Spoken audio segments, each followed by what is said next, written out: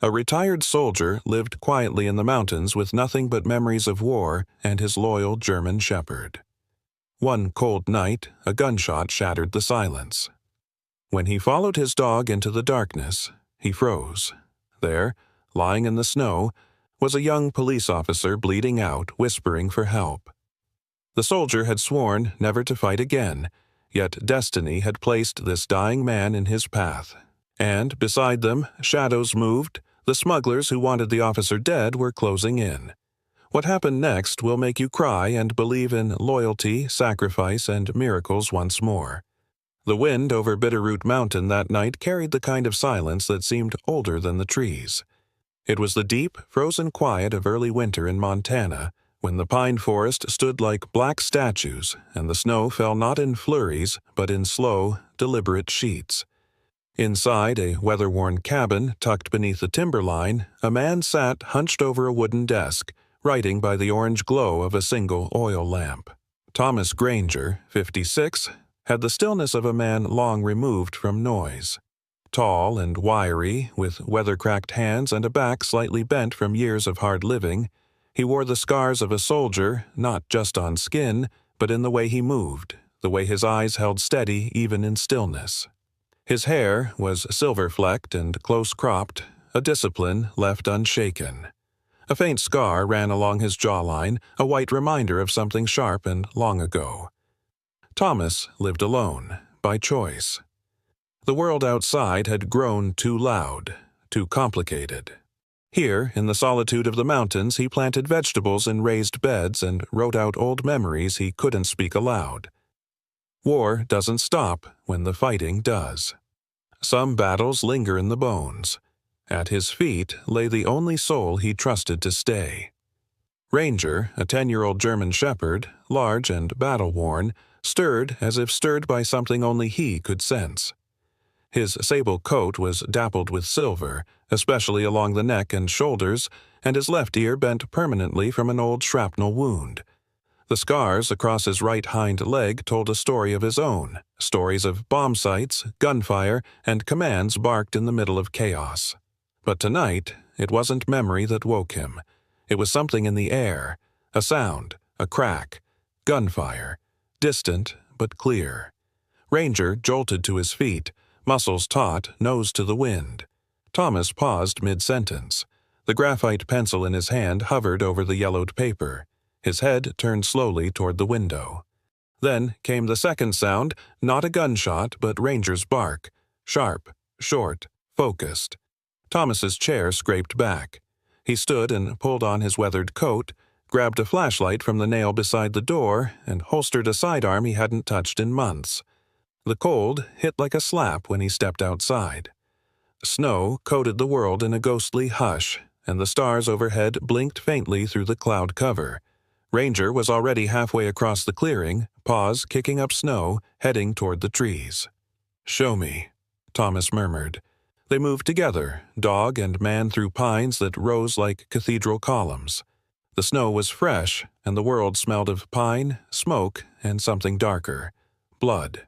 Thomas kept the flashlight low, watching Ranger's tracks and the way the dog's body shifted nose down, ears alert, tail stiff with purpose.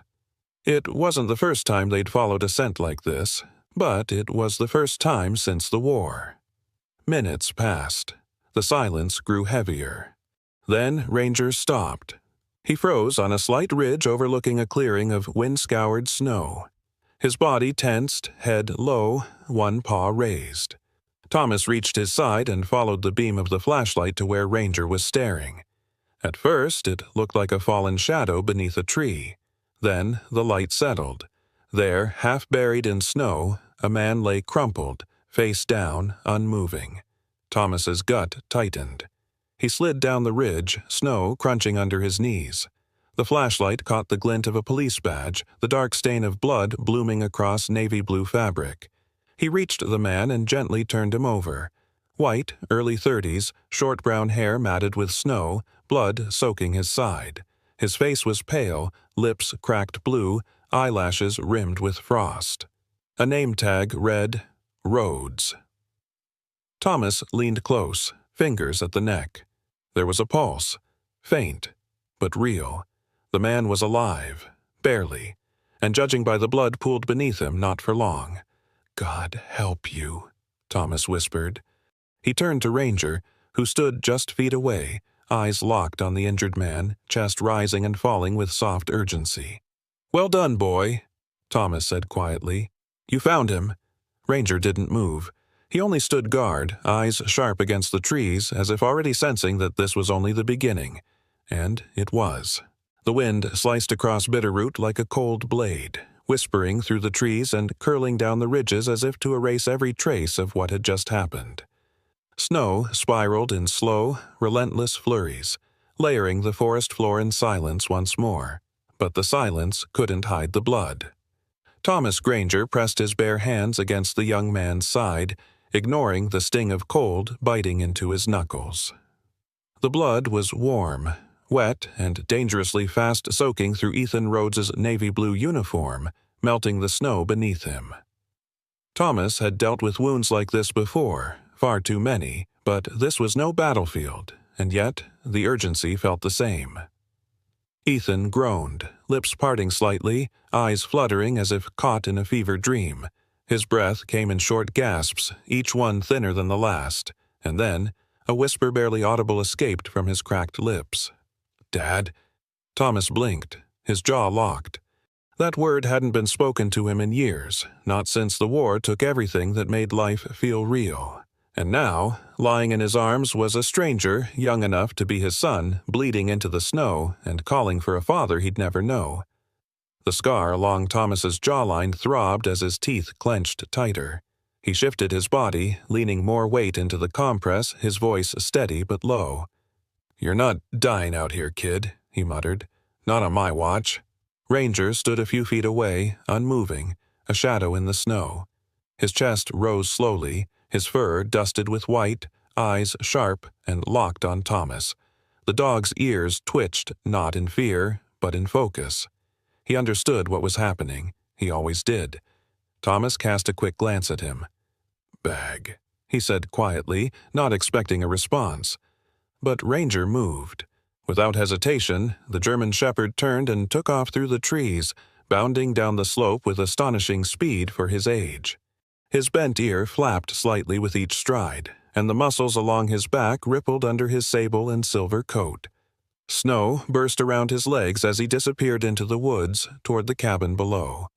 Thomas exhaled, steam curling from his lips. His hands were soaked now, the blood cooling quickly in the open air. He couldn't move Ethan, not yet, not until the bleeding was slowed, until the wound was packed. But every second that passed was a second closer to losing him. He scanned the tree line again, his other hand instinctively brushing the holstered sidearm at his hip. The forest was too quiet. He didn't like quiet. Beneath him, Ethan stirred again, a sharp, shallow inhale that shuddered through his chest. His eyes opened for a brief second, gray, confused, full of pain, but they didn't focus. Thomas leaned closer, his voice firm. "You've got a name?" The young man's lips moved barely. "Ethan." The name hit like a small weight in Thomas's chest. Ethan. His son had once been named Ethan, too. That Ethan had died in the sand with shrapnel in his lungs and dust in his eyes. This Ethan was here, flesh and blood bleeding out under the stars of Montana. "I've got you," Thomas said gruffly, tightening the makeshift pressure wrap he'd formed from the officer's torn shirt. "You hang on." Minutes passed.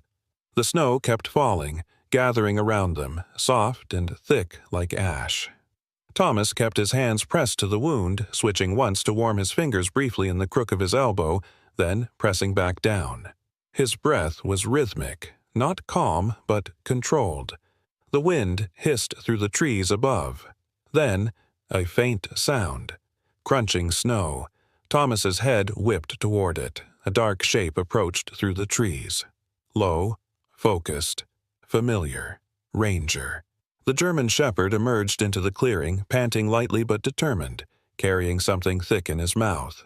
A strap dangled beneath his jowls, a faded olive-green canvas medical satchel, worn and patched from long years of service. The zipper was half busted, and the faded name tag stitched onto the side read Granger, T. It was the old field medic bag, the one Thomas hadn't opened in years. Ranger padded forward and dropped it neatly beside Thomas, then stepped back, tail low, watching. Thomas stared for a second, throat tight. The bag hadn't been touched since Kandahar, since that final mission when everything fell apart, and now it had found its way back into his hands, carried through snow, in the mouth of the only soul left who remembered. His fingers trembled as he reached for the zipper. The storm rolled in faster than Thomas expected. Thick flurries began to descend from the heavens like ash from some ancient, icy fire. The trees groaned under the growing weight of snow. The air turned sharp, almost metallic. Thomas looked toward the far ridge where the cabin would be waiting. No lights visible now, no path, only wind and white. He knew they wouldn't make it back, not carrying a half-conscious man through a storm that was quickly becoming a whiteout. He adjusted the weight in his arms. Ethan was shivering beneath the blanket Thomas had managed to wrap him in. His breaths were shallow but coming steady for now, a fragile rhythm that could collapse if he made the wrong move. Thomas scanned the slope and murmured, "There." Just below the tree line, mostly hidden behind a curtain of fallen limbs and snow-laden brush, was a formation he'd found months ago while foraging. A natural alcove in the rock, a shallow cave shaped by time and water, deep enough to shield them. It wasn't perfect, but it was all they had. He trudged toward it, boots crunching against the snow, knees aching with the weight of Ethan's body. Ranger, steps ahead, led the way with silent certainty. The German shepherd moved low and quick, scanning their surroundings, his silver-streaked fur half blended into the wintry landscape. His bent ear twitched at every gust of wind. The dog's awareness never dulled, not even now. Inside the cave, Thomas laid Ethan gently against the stone wall, layering pine boughs beneath him as insulation. The air was damp, stale, but out of the wind. He took off his coat and placed it over Ethan, then turned to the narrow entrance and began pulling snow-packed brush in front of the opening to block some of the draft. Ranger remained near the entrance, alert, facing out with eyes like molten amber glowing in the dimness. He didn't sit. He didn't rest. His breath fogged in the cold, but his posture stayed sharp-ready. Thomas gathered twigs, dry moss, and bark from a bundle in his backpack and built a small fire in the center of the cave. Sparks crackled, then grew into a slow, flickering flame. It cast long shadows along the walls and turned the space into something vaguely human, a pause in the wilderness. Ethan groaned. Thomas leaned in. "You're all right," he said, voice low. "You're with someone now." The officer's eyes fluttered open. Pale gray irises searched the dancing firelight before settling on Thomas. There was confusion there, but also something closer to trust. "Where am I?" Thomas poured warm water from his canteen into a tin cup and offered it to him in slow sips. "Somewhere safe, at least for tonight." Ethan winced as he tried to sit up. "I was chasing them." "Don't move," Thomas warned. "You'll reopen that wound." "The smugglers," Ethan rasped. "They're using the creek trail below the ridge, hidden path. Leads down through the pines, under the old quarry line." Thomas frowned. "How do you know?" "Watched them from the ridge last week. Didn't have backup. Thought I could tail them quietly." Thomas exhaled through his nose. "That went well." A bitter smile tugged at the corner of Ethan's mouth before he winced again. Sweat clung to his forehead despite the cold. Thomas dipped a cloth into snowmelt and pressed it to Ethan's head. "You're lucky we found you when we did." There was a pause. Then Ethan asked, "Who's we?" As if on cue, Ranger turned his head slightly, the fire catching the silver in his coat. Thomas glanced over his shoulder. "Him." Ethan blinked. "K9?"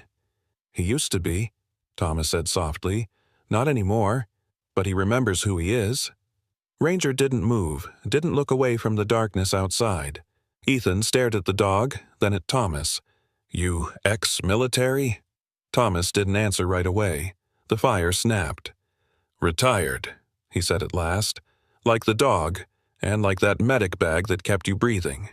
Ethan nodded, his head sinking back against the pine boughs. I owe you. No, Thomas replied quietly. You owe the dog. A moment passed in silence, and the cave filled with nothing but the soft hiss of fire and wind curling outside the blocked entrance. Then a voice. Light. Distant. Unaware. Oh my God! Is that smoke? Thomas's head snapped up. He turned toward the cave mouth, his fingers brushing the sidearm at his hip. Ranger growled low. Outside the snow-covered curtain, footsteps crunched softly. Laughter. A second voice. Maybe someone's camping. Who'd be stupid enough to be out in this weather? Thomas moved to the opening and carefully shifted a small corner of the brush. Through the snow, he could just make out a man and woman, mid-30s, bundled in bright orange hiking coats, holding each other's gloved hands. Jack and Natalie Connor, local schoolteachers from Missoula, had wandered into the Upper Ridge Trail on their winter hike. Jack, a lanky man with horn-rimmed glasses and a permanently curious expression, led the way. Natalie, petite with a freckled face and strawberry blonde braid tucked into her beanie, looked slightly worried. Thomas narrowed his eyes. Civilians. He opened the entrance just enough to speak. Hikers? They both jumped. Natalie gasped, clutching Jack's arm. Jesus, sorry. We didn't know anyone was out here. Jack recovered faster. We saw the smoke. Thought maybe someone was in trouble. Thomas stepped into the light just enough for them to see his lined face, his still presence. We're fine, just weathering out the storm. Jack peered past him. You alone? No. Natalie blinked. Is someone hurt? Thomas offered a slow, firm shake of his head. Handled. The tone was final. Jack hesitated, sensing the edge in Thomas's voice, then nodded. All right. Stay safe. Thomas nodded back. Stay on the East Trail if you want to get back to the lower lot before dark. Got it, Jack said. Natalie offered a nervous smile. Good luck. They turned and disappeared into the snow, laughter fading with distance. Thomas pulled the brush back into place. He returned to the fire. Ethan hadn't stirred. Ranger hadn't moved. Outside, the wind rose again. Inside, the flame held. The fire had burned down to a quiet pulse, casting orange veins of light across the stone walls. The storm still whispered outside, but inside the cave, time seemed suspended, held in the hush between flickers of flame and breaths drawn slow with exhaustion. Thomas sat cross-legged near the fire, his back against the rock. His posture was still, but his fingers absent-mindedly rubbed the edge of a frayed cuff on his coat. Across from him, Ethan lay propped on one elbow now, pale but more present than he had been before. A blanket draped over him, his shoulders still trembling from the chill that gripped his body. Between them, Ranger had curled up, his old frame tense even in rest.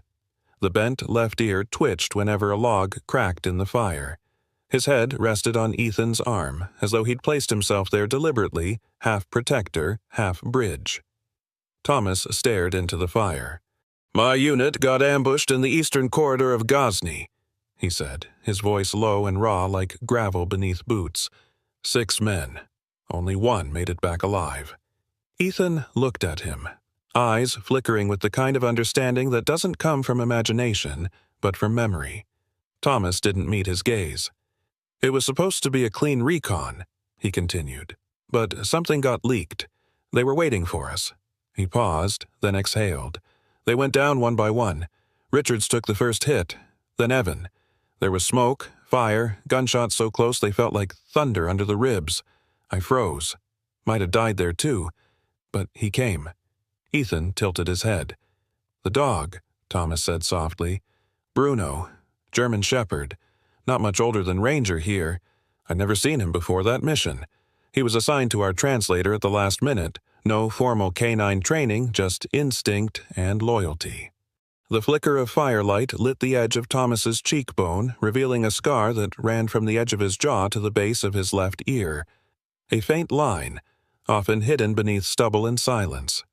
Bruno dragged me out of a burning truck, pulled me by my flak vest through broken glass. I passed out halfway, woke up in a refugee hospital 6 days later. What happened to him? Ethan asked, voice barely above a whisper. Thomas's jaw worked. He didn't make it out. Silence returned, thick and solemn. Ranger stirred slightly, his ear twitching again, but his head remained on Ethan's arm. Ethan reached out with his other hand and let his fingers rest gently on the dog's back. "I lost someone too," Ethan said after a moment. "My father." Thomas glanced at him, not speaking. "He was a police officer," Ethan went on, staring into the fire like it was a window into another life. "Died on duty when I was 12, shot during a robbery he tried to stop on his day off." Thomas said nothing, letting the story settle like fresh snow. "I grew up wanting to be just like him," Ethan continued. "Everyone said he was a hero, and maybe he was, but—" He reached into his jacket pocket and slowly pulled out a worn, folded photograph. He handed it to Thomas. In the faded image, a tall man stood in a tan uniform, his arm around a small, sandy-haired boy. The man had a thick mustache, a strong jaw, and eyes that held something solemn even behind the smile. His badge gleamed under sunlight. Thomas studied it, then returned it gently. "You look like him," he said. "Everyone says that." "And does that scare you?" Thomas asked. Ethan gave a bitter chuckle. "Every damn day." Thomas looked at him for a long moment, then nodded slowly, as if acknowledging the weight of something unspoken. "There's something cruel about justice," Thomas said. "It asks for sacrifices it can never repay. It takes, and you give because it feels like the only way to keep their memory alive." Ethan's eyes darkened. "Sometimes I think, if I die chasing these smugglers, maybe I'll finally make peace with him, like I earned it." Thomas shook his head. "Dying doesn't pay a debt. Living with honor does. That's the harder thing." For a while, neither spoke. Then, unexpectedly, Ranger let out a soft whimper and shifted his head, pressing closer to Ethan. His body curved protectively against the younger man as if to cradle the weight of pain too long carried alone. Thomas watched the gesture, then said, "He likes you." Ethan smiled faintly. "I like him too. He was someone else's once," Thomas said, almost reverently. "Belonged to a man who didn't make it back." Ranger waited by the gates of Fort Shelby for days. Wouldn't leave. When I found him, he wouldn't eat unless I stayed near. "Why'd you take him in?" Thomas looked at him, the fire catching the old soldier's eyes. "Because I know what it's like to be left behind." The words hung heavy. From outside the cave, a sudden gust of wind howled through the trees. Snow shifted from above the rocky overhang, cascading down in a soft huff against the ground. Ranger's ears perked, and he let out a low grumble, but he didn't rise, only watched the entrance. Thomas poked the fire with a charred stick, stoking the embers. "We'll rest tonight," he said. "At first light we'll make our way back." Ethan nodded, clutching the blanket closer. "I don't know if I can make it." "You've already made it this far," Thomas replied. "That's something." As the fire dimmed into soft red glows, Ranger pressed his nose against Ethan's wrist. A silent reassurance. A quiet vow.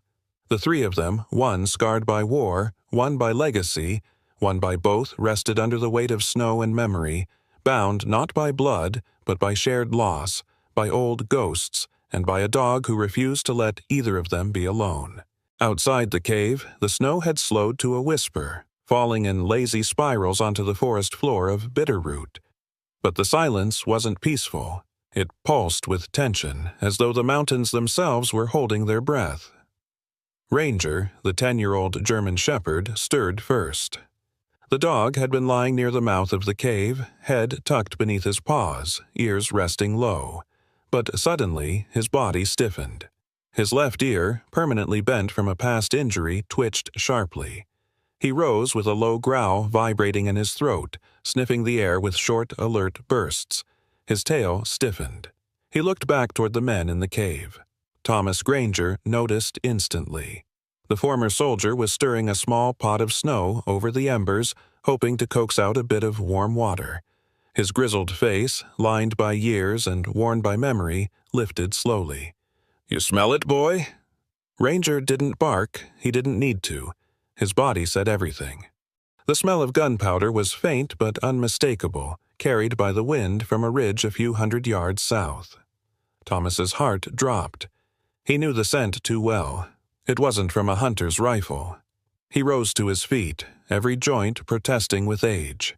The tattered coat around his shoulders shifted with the motion, exposing a faded army patch near the cuff. His eyes were already scanning the treetops. Something was coming. Behind him, Ethan stirred. He had been resting against the cave wall, his face pale, but eyes growing clearer. The firelight cast soft gold across his cheeks. He sat upright with a slow, careful breath, still nursing the wound in his side, though it was bandaged now thanks to the old medical kit Ranger had retrieved. "What is it?" Ethan asked, voice hoarse. "Trouble?" Thomas said simply, then crossed the cave and pulled a heavy canvas bundle from the corner. Inside was a compact shotgun, wrapped in a woolen cloth, and a few small supplies: flare, compass, a pocket knife. Ethan tensed, trying to rise, but Thomas put a hand on his shoulder. "You're not charging into this, son. You just stay sharp." "No way, I'm just sitting here." Ethan looked around, wincing slightly as he reached for his belt. There was no gun. His eyes landed on the small radio still clipped to the inside of his jacket, its green light faint but blinking. "I'll call it in," he said. "If they're near enough, the sheriff's office might catch the signal." Thomas nodded once. "Just make it quiet." As Ethan pressed the transmitter and began whispering codes, Thomas turned to the cave entrance. His eyes studied the snow. A thin trail of soot curled into the trees to the south, a sign they'd left a fire burning.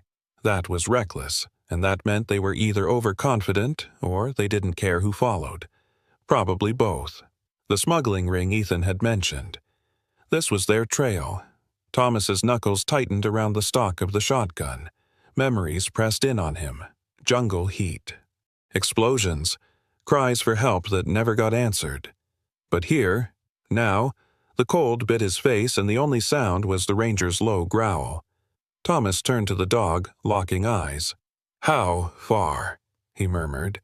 Ranger stood absolutely still, then lowered his snout to the snow, sniffed once and looked westward with intensity. Thomas understood. Not close yet, but getting there. A branch snapped somewhere down the slope. Both men froze, but it was just a deer, bolting through the thickets with startled grace. Still, the message had landed. Time was running out. Thomas turned back to Ethan. "You ever build a snowblind?" Ethan nodded faintly, voice low. "I've built worse." "Then let's start." They moved with surprising efficiency. Thomas cut pine boughs with his knife while Ethan dragged snow into shallow walls outside the cave's mouth. They reinforced the cave's opening with broken branches and packed snow around the base, making it look abandoned. Within half an hour, the cave looked like nothing more than a crumbling shadow of rock. Ethan was winded, but his eyes were brighter. "They'll check caves," he said, panting, "but not this one, not right away."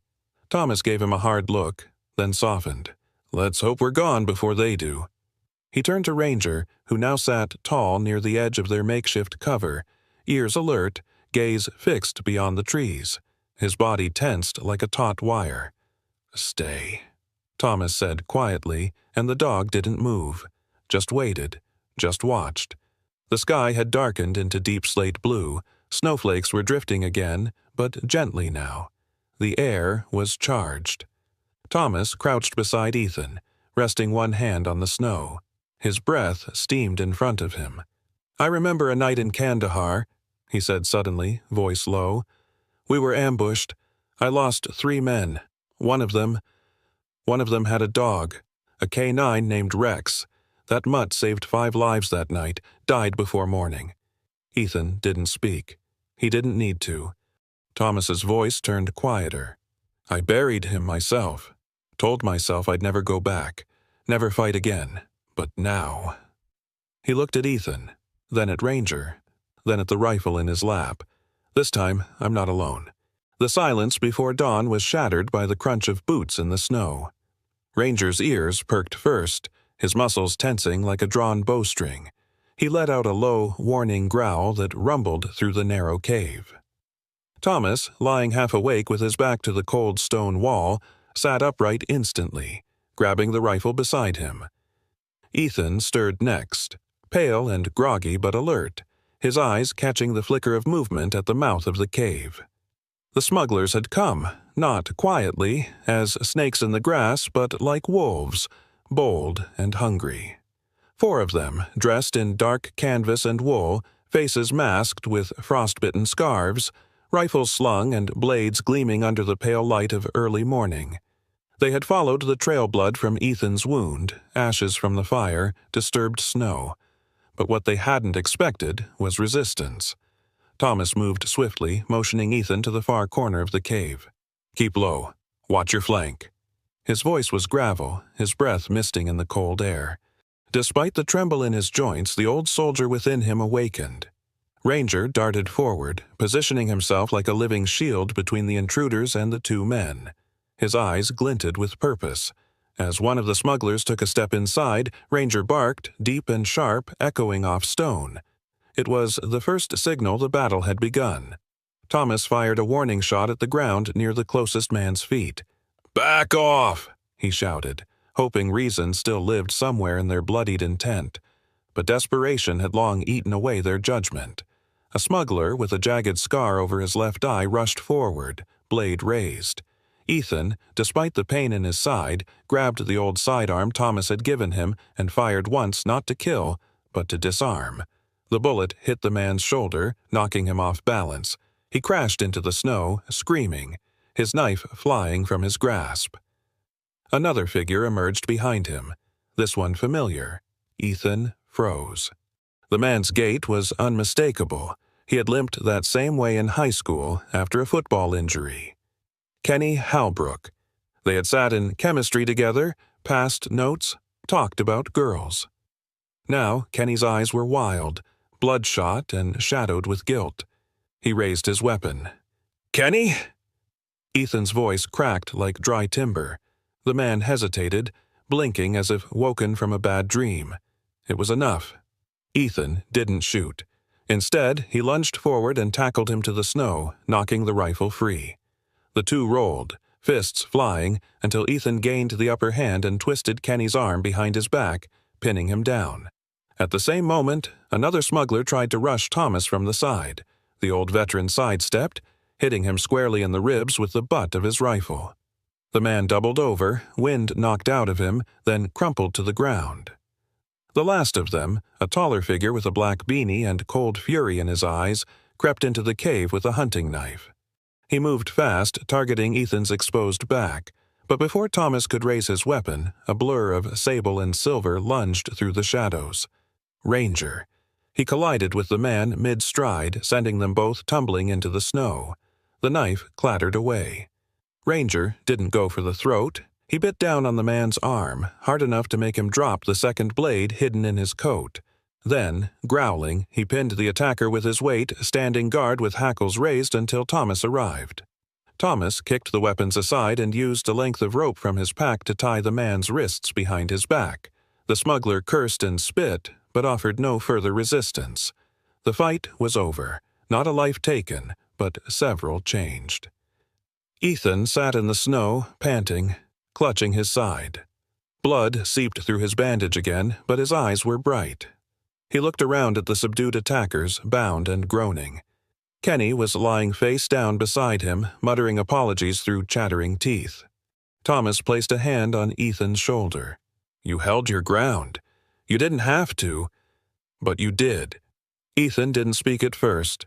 Then he looked at Ranger, who was pacing now, alert but unharmed. "I couldn't have done it without him." Outside, the wind howled again through the trees, but this time it was different, like a sigh, not a scream.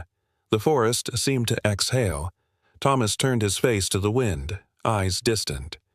He remembered a night not unlike this one, long ago in a jungle half a world away, where the moon had been hidden and survival had depended on trust in a dog who had never come home. But this time the dog did. And he wasn't alone. Thomas looked at Ethan beside him, bruised but not broken, and felt something shift deep within. The ghosts didn't vanish, but they finally had company.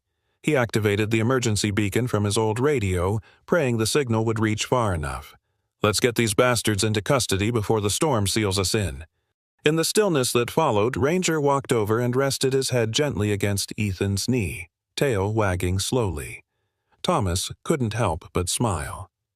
The soldier, the lost son, and the old dog, they had faced the storm and lived to see the calm. The storm had begun to quiet, but the echoes of the gunfire still lingered in the air like ghosts that refused to leave. Snow drifted over the battlefield, covering boot prints, blood trails, and empty casings with a deceptive veil of peace.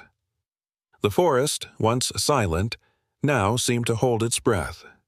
Ethan lay collapsed against the jagged wall of the cave, his breaths shallow but steady.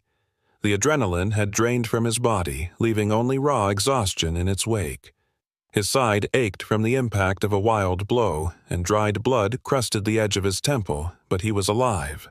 That fact alone felt miraculous. Thomas stood a few paces away, his rifle held low, eyes scanning the tree line even as the last of the danger passed.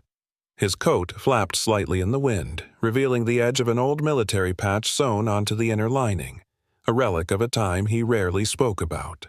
And Ranger, the old German shepherd, stood at the entrance of the cave like a sentinel carved from storm and shadow.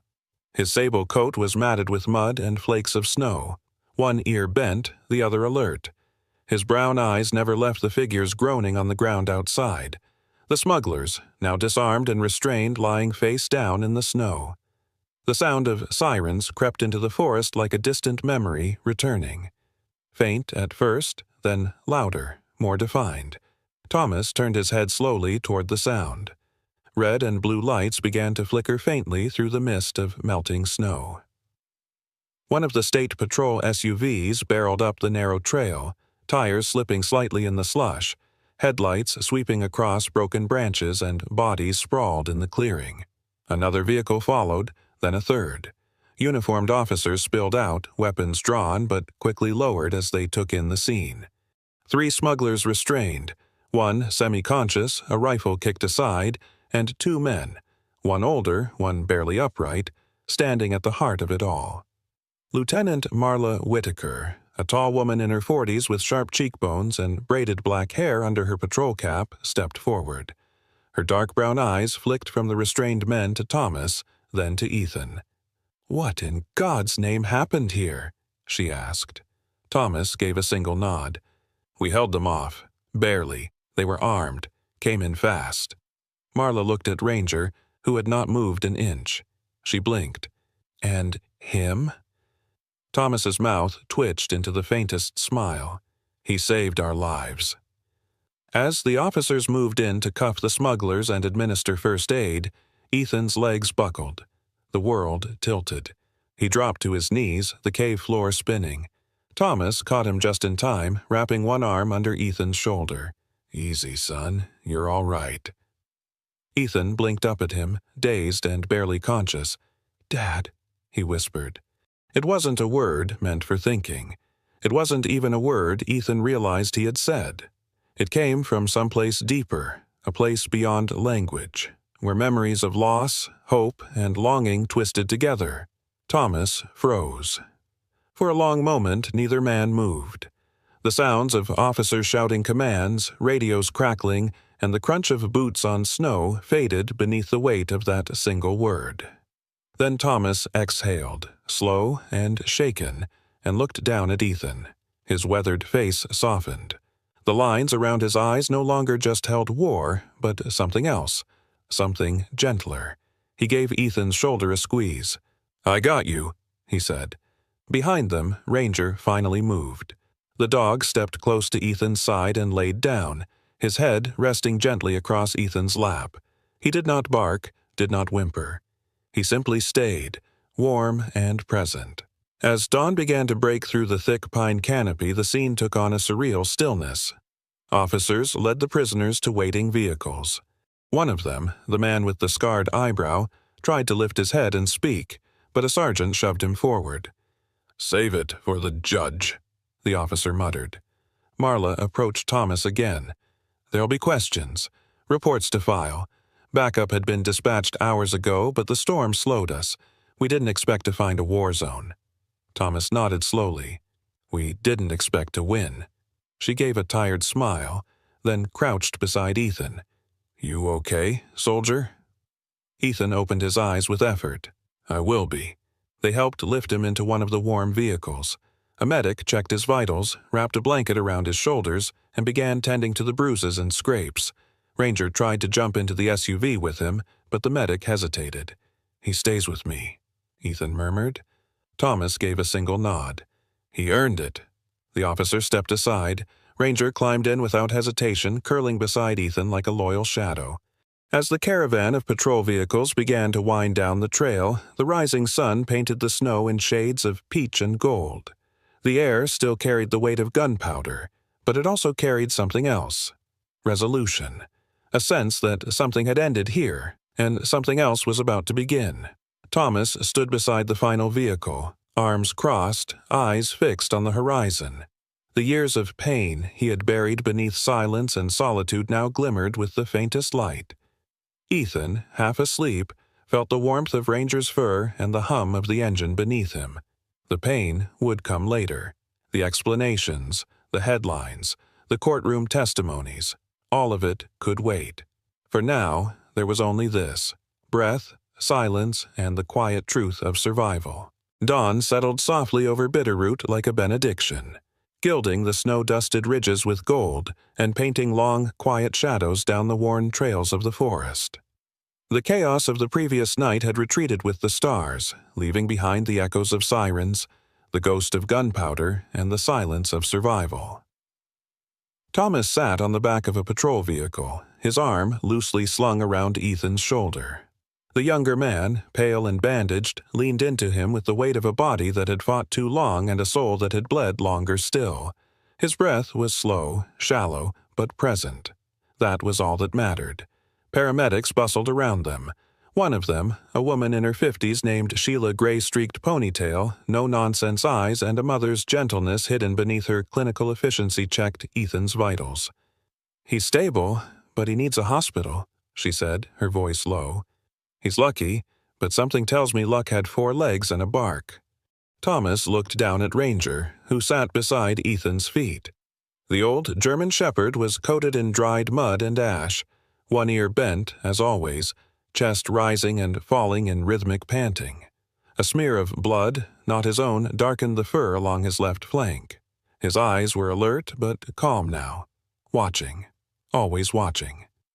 The sheriff from Missoula County approached, a tall, weathered man with a sheriff's star dulled by years of politics and paperwork. His name was Dale Murphy, mid-60s, with deep crow's feet and a tired gaze that had seen too many crime scenes and not enough justice. He extended his hand to Thomas. "You and your boy saved lives today," he said, "and that dog, he's something else." Thomas shook his head. "I didn't do it for the medal, and I sure as hell didn't do it alone." Murphy nodded and turned toward Ranger. "We'd like to hold a ceremony, not for press, just the town. Folks need stories like this." He hesitated. "Would Ranger attend?" Thomas looked at the dog, then at Ethan. The younger man, half lucid, managed a faint smile. "Only if he gets a steak," Ethan whispered. 3 days later, the ceremony was held in front of the old community hall nestled at the edge of Bitterroot's town square. The building, once a schoolhouse, now stood as the heart of the town's memory. A place of potlucks, elections, and the occasional vigil. For once, it wasn't grief they were gathering for. Children sat on the stone steps, their cheeks pink from the cold, holding signs made of cardboard and marker scrawls that read, "Thank you, Ranger," and "Our Mountain Guardian." A banner hung above the door, hand-painted in gold and green letters. Guardian of the Mountain. Ranger stood still in front of the crowd, tail held high, eyes scanning, ears twitching at every sound. Someone had brushed his coat and cleaned the dried blood, but the scars remained, one on the hind leg, the bent ear, and now a fresh graze along his right shoulder.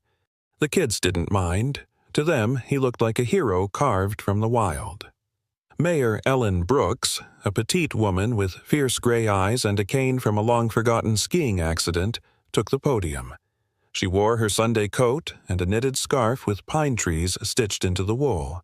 "We live in a town where winters are long, and sometimes hope is hard to find," she said, her voice trembling with the cold and emotion. "But hope walked on 4 legs this week. Hope barked. Hope saved."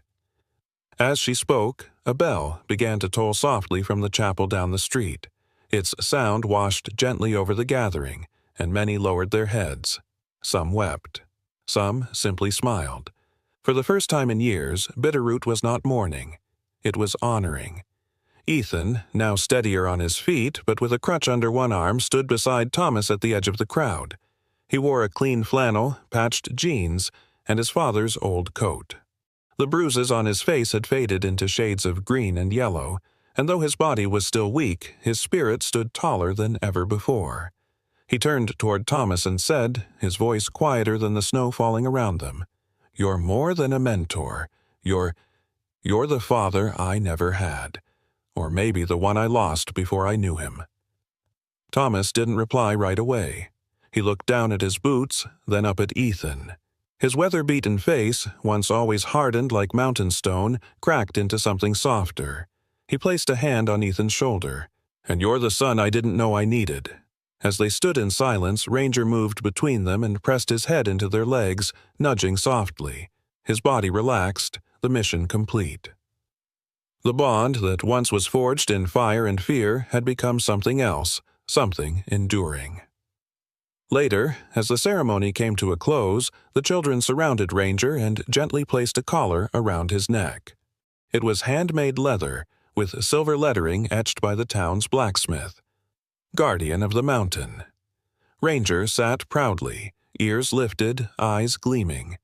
The mountains behind him seemed to bow in the golden light, as though they too recognized the sentinel in their midst.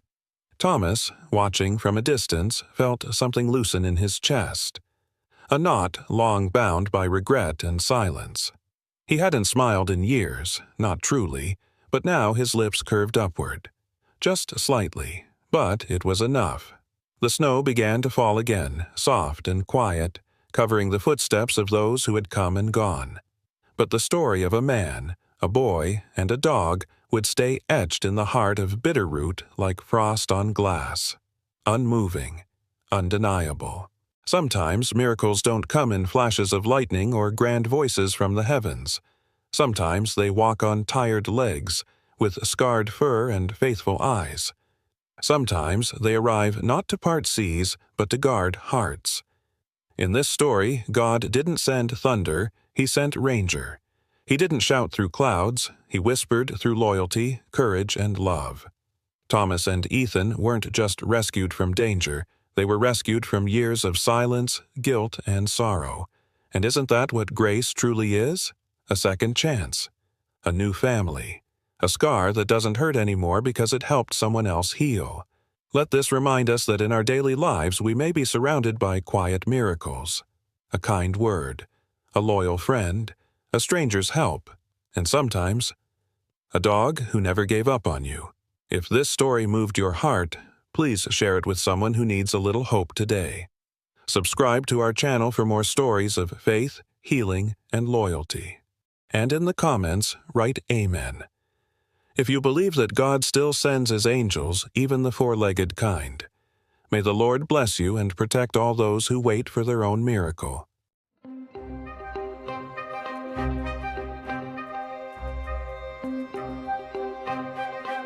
She wrapped her tiny paw around my wrist, just as the vet whispered, "It's time." The room was bright, sunlit, quiet. Too quiet. She didn't cry, didn't whimper. This 4-month-old German Shepherd puppy just pressed her little body against my arm and held on. Her name wasn't even listed on the intake form, just female requested euthanasia. She had no collar, no blanket, no note. Only a torn brown towel, stained with something I didn't want to identify. And her eyes, they didn't look sick. They looked scared. Naples, Florida, in the middle of a golden afternoon, and I was standing in a clinic holding a puppy that someone had already given up on. They said she'd been dropped off hours ago, signed over for humane euthanasia after a leg injury. The front desk staff told me, "It's not your case, Jake. Just prep the room." but I couldn't move. Because when I knelt down and looked at her face, she did something that broke every wall I'd built since losing my dog 2 years ago. She nudged her head under my chin and sighed, as if she'd found a place that wasn't cold for the first time in days. Her paw never left my wrist. The clock on the wall kept ticking. Everything inside me screamed, "Don't look closer. Don't get attached. Don't open that door again." But her eyes followed me with this quiet question. Is this really how I go? And something in me snapped. I wasn't ready to answer that, not yet. I carried her out of the prep room and into the hallway like she was made of glass. No one stopped me. No one asked questions. Maybe it was the way I held her, like I was already grieving something I hadn't lost yet. I took her to the small exam room in the back, the one with the crooked blinds and the broken light switch. I needed space. I needed time. And I needed to know what the hell was actually wrong with this German Shepherd puppy before someone stuck a needle in her vein and erased her like she never mattered. Her towel smelled like old urine and fear. I laid it on the table anyway and gently unwrapped her. Her right hind leg was swollen. Yes, but I'd seen worse. Much worse. No open wounds, no visible fractures through the skin. She flinched when I touched the joint, but she didn't cry. She just looked at me, like she'd already accepted whatever fate we were about to hand her. I felt bile rise in my throat. The paperwork said non-weight bearing, possible pelvic trauma, no funds for surgery. That was it. No x-rays, no blood work, just a couple of scribbles and a checkbox next to euthanize. I whispered, "Who did this to you?" But she didn't answer.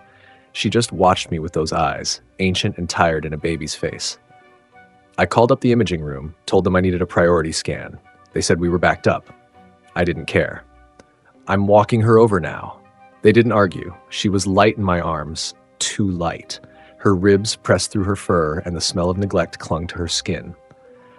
I passed 2 adoption volunteers in the hallway, and one of them said, "Is that the one they dropped off this morning?" Thought she was gone already. I didn't reply. Because in that moment, with her heart thudding quietly against my chest, I knew something they didn't. She wasn't gone. Not yet. The x-ray room was cold, but her nose was warm against my neck. She didn't squirm. Didn't fight. This German Shepherd puppy just curled into me like I was the only thing left in her world. I laid her down gently, whispering, "I'm right here, Luna." I don't know why I said that name. It just slipped out. Like I'd known her all along. Like the moment she touched my wrist, something ancient inside me remembered how to care again. The technician glanced at the chart and frowned. "Wait, isn't this the one scheduled for?" "Not anymore," I cut in. We scanned her legs, pelvis, spine. I stood there, arms crossed, trying to hide how hard my hands were shaking. Part of me hoped I was wrong, that the injury was massive, that there really was no hope. Because if I was right, someone had signed this puppy's death warrant out of nothing but apathy. The images flickered onto the monitor, and my jaw clenched. Hairline fracture in the right femur. No pelvic damage, no internal bleeding, no nerve impingement, just pain and swelling and the kind of limp that heals with time, rest, and care. She didn't need to die. She needed someone to give a damn. I turned to the tech, voice hoarse. "She can recover." He blinked. "But the paperwork." "Forget the paperwork," I snapped. "This isn't over." Back in the exam room, I held her again. Her little body curled under my arm like she'd been waiting for the verdict. I looked into those dark eyes and she blinked slowly once, as if to say thank you for seeing me. But under that quiet gratitude, I felt something else stirring. Something sharp. Rage. Not at her. At them. Whoever dumped her, whoever couldn't bother to ask for help, whoever thought this puppy's life was disposable. I wrapped her back in the towel. This time, it didn't feel like trash, it felt like armor, and I made a decision right then without asking permission. I wasn't letting her go. I didn't clock out that night. I stayed with her. The clinic emptied. Phones stopped ringing. The mop buckets came out, and the lights dimmed to that low yellow haze that makes everything feel like a hospital waiting room at 3 a.m. But I didn't leave. I couldn't. This German Shepherd puppy, Luna, the name already stuck in my chest, was curled on a folded blanket beside my desk, her leg wrapped, her breath shallow but steady. Every few minutes, she opened one eye to make sure I was still there. And I was. I pulled an old chair close to the floor and leaned back, arms crossed, watching her. I should have been tired. but my body was wired with the kind of ache that isn't physical, the kind that grabs your gut and doesn't let go. 2 years ago, I buried my dog Sadie after a drunk driver jumped the curb outside my apartment. She was a senior shepherd, 15 years old, deaf in one ear, arthritic and slow, but she was my girl. After she died, I swore I'd never get close again. Not to another dog, not to that kind of love. Because love like that, it breaks you when it ends. But here I was, sitting on the floor with this broken little soul who'd barely had a chance to live. And somehow she was waking something up in me I thought I'd buried with Sadie. Around midnight, Luna stirred. She shifted her weight, winced, then gently scooted across the blanket until her paw rested against my boot. Just that. A touch. Deliberate. Brave. Trusting. I stared at her, throat tight. Why are you doing this to me? I wanted to say, why now? But I already knew, because some lives come back into yours not to be rescued, but to rescue you. I sat there, watching her chest rise and fall, listening to the silence, and for the first time in years, I hoped morning wouldn't come too soon. Luna didn't move much the next morning, and that scared me more than I let on. She was breathing, yes, eyes open, blinking. But something was different. The spark from last night, the tiny push of her paw against my boot, that silent declaration of I'm still here, it was dimmer, fainter, like a candle struggling to stay lit in a room with no air.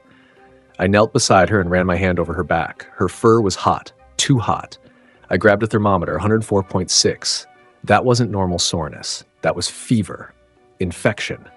I checked the bandage on her leg. No bleeding, no odor. But her body was waging a quiet war, and I hadn't even seen the enemy coming. I carried her to the treatment room, cradling her head in the crook of my elbow. She didn't lift it, just pressed closer like she was saying sorry for needing me, as if asking for help was some kind of burden. It wasn't, not even close. I hooked her up to fluids, started a broad-spectrum antibiotic, adjusted her position, checked for any signs of systemic failure. Her breathing was shallow but steady. Still, my chest wouldn't unclench. This German Shepherd puppy had made it through abandonment, hunger, a fracture, almost being euthanized, and now, with her first chance at survival, her body was failing her. And all I could think was, not after everything. One of the junior techs walked in and saw me hunched over her. Is she crashing? I didn't answer. My eyes were locked on her small ribcage, willing it to rise again. She's fighting, I whispered. She just needs more time. But part of me knew, time doesn't always listen. I stayed with her the rest of the day, barely moving, barely breathing. And every time she shifted, even slightly, I leaned in and said the same thing over and over. Hold on, Luna. Please. Hold on. By nightfall, her body was trembling, not violently, but just enough to make me feel helpless in a way I hadn't felt since the day we lost Sadie. A low, rhythmic shiver ran through her tiny frame, as if her muscles were holding on tighter than her will could manage. Her temperature had dropped slightly, but her energy was non-existent. She wouldn't eat, wouldn't lift her head. She barely opened her eyes when I called her name. Still, I stayed. I moved her IV line, adjusted her blanket, sat next to her on the floor like some kind of silent sentinel, willing my presence to matter. Maybe it did. Maybe it didn't. But I knew what happened to dogs who were left alone in moments like this. They gave up. And this German Shepherd puppy had come too damn far to give up now. At one point, around 2 a.m., I thought she stopped breathing. I panicked. My hand flew to her chest. There it was. Shallow, but there. I exhaled so hard I thought I'd collapse. She stirred, just barely. Her ear twitched. Her paw jerked slightly toward me, like she was reaching for something she couldn't see. That was when I whispered it again. The thing I hadn't said out loud. Not to her, not to anyone. If you stay, I swear I'll never let you go. The room was silent except for the soft hum of machines and her delicate breaths, and something shifted in me. The walls I'd built, the numbness I'd clung to for years, it cracked, because this wasn't just about saving her anymore. It was about saving the part of myself I'd lost when I let grief turn into distance. But even as that thought formed, a sudden beep on her monitor spiked. Her pulse. It was climbing, too fast. I leaned forward, voice tight. No, stay with me. The screen flashed again. I hit the call button, grabbed the stethoscope. Her heart was racing, her body reacting to something we hadn't seen coming. The infection was fighting back, and so was she. The only question now was, who would win? The worst part of fear isn't the panic. It's the stillness after. That long, suffocating quiet when you don't know if you've lost or if there's still something left to hold on to. I sat by her side for what felt like hours, watching her vitals fluctuate, then stabilize, then spike again. Her little body was burning through everything it had. I kept whispering her name, kept cooling her with damp cloths, adjusting her meds, checking her IV every 5 minutes like it would change the outcome. But somewhere just before dawn, something shifted. Her breathing slowed. Not in a terrifying way, but like she'd found a rhythm. Her pulse steadied. The violent shaking in her legs stopped. The machine stopped beeping. And Luna, this broken little shepherd puppy who had been handed over to die, let out the smallest sigh I'd ever heard. It wasn't pain. It wasn't fear. It was peace. I leaned back in my chair, heart pounding, afraid to believe what I was seeing, afraid to even exhale. I'd been running on adrenaline and sheer will for so long that I wasn't sure if this was a real turn or just the eye of the storm. But then she did something I hadn't seen in over 24 hours. She licked my wrist, just once. Not dramatic, not showy, just soft, intentional. And I nearly broke, because in that tiny moment, she told me she wasn't done. She told me she still had fight. I stayed next to her, eyes never leaving hers. Her breathing was shallow but steady. Her gaze drifted in and out, but she kept glancing at me like she needed the confirmation. I was still there. I wasn't leaving. Around 6 a.m., a sliver of sunlight broke through the blinds and landed right across her face. Her ears twitched, her paw shifted, and for the first time since this nightmare began, I let myself believe. Maybe she was coming back. She lifted her head, just barely, just enough for me to freeze in place, afraid even my breathing might scare the moment away. Her eyes fluttered open, and this time they didn't roll back or glaze over. They looked straight at me, weak, cloudy, but present. "Luna," I whispered, dropping to my knees beside her. "You're still with me." She didn't move much, just a soft twitch of her ears, a slight press of her paw against the blanket, but that was more than anything I'd seen in days. I offered her a piece of boiled chicken, warm from my hand. She sniffed, touched it with her nose, and then turned away. It was okay. I wasn't expecting a miracle. Not yet. I reached for a cool cloth and wiped her brow gently. She let me. No resistance, no flinching, but her body still trembled beneath the blanket, and I could hear the faint congestion in her breath. She was fighting, but barely. Her temperature was down to 102.9, an improvement, but fragile, like a flame flickering just out of the wind's reach.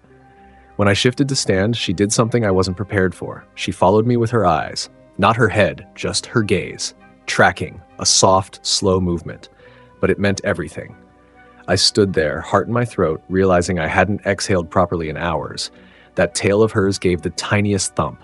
Not a wag, not joy, just acknowledgement. I crouched back down, my voice cracked. "You don't have to do anything else today, Luna. Just rest. I'm here." She blinked slowly, and I swore I saw the corner of her mouth twitch.